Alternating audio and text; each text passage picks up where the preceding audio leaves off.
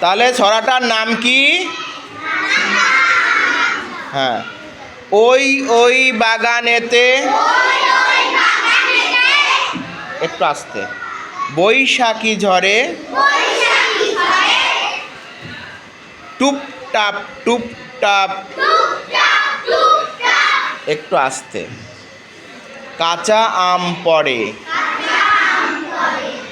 ছেলে মেয়ে ছুটে আয়, পুরোহিত ছুটে আয়, বড় আম ছোট আম, গোটা আম ফাটা আম, সব নিয়ে জড়ো করি উঠানেও ঘরে, টুপটাপ ধূপধাপ কত আম পড়ে। তাহলে এখানে যে আমের কথা বলা হচ্ছে এটা কোন সময়ের কথা বলছে? অর্থাৎ বৈশাখ মাসে যে ঝড় হয় সেই ঝড়ের সময় কথা বলছে। প্রত্যেকের বাড়িতে একটা দুটো ছোট বড় আম গাছ থাকেই, ঠিক আছে?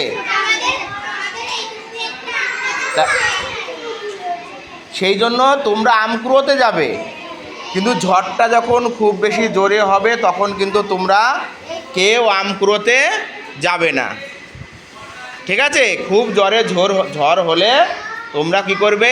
সঙ্গে সঙ্গে যে যার ঘরে যাবে। এখানে দেখো সবাই আম কি করে, আমরাও ছোটোবেলায় কিন্তু অনেক আম কুড়িয়েছি। আমাদের আমের বাগান ছিল, তখন ঝড় হতো, আমগুলো কুড়িয়ে একটা জায়গায় জড়ো করতাম, কারণ ব্যাগে ভরতে অনেক সময় লাগে, তখন আমরা কিন্তু সেই আমগুলো ব্যাগে ভরতাম, ঠিক আছে? আম ব্যাগে ভরার আগে একটা জায়গায় জড়ো করতাম, তারপরে বাড়ির থেকে ব্যাগ নিয়ে এসে সেই ব্যাগ ভরে আমগুলো আমরা নিয়ে যেতাম।